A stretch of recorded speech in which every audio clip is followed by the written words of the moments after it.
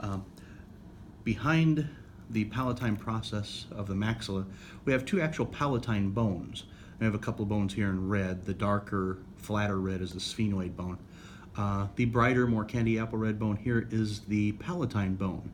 And it takes up about the back third or so of the hard palate at the roof of your mouth. There are two of them, and they start here on the roof of the mouth, and they actually move superiorly, up alongside the sphenoid here.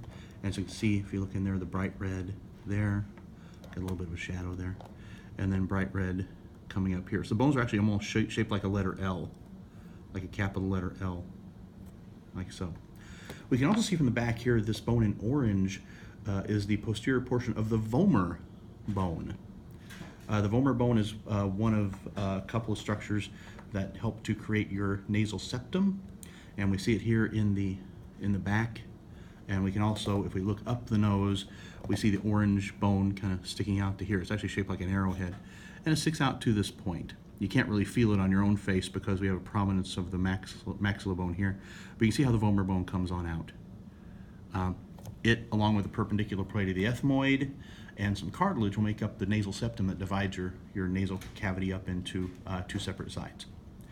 As long as we're up front here, we also have the zygomatic bone. We've seen that in class before, but just noting the zygomatic bone connecting the maxilla to the temporal bone here. So you have zygomatic bone on both sides.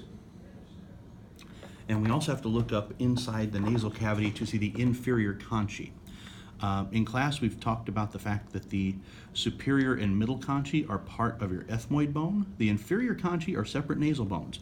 And if we look up in here, we can see these little shelves here on the bottom. There's one there, where the stick is sticking under.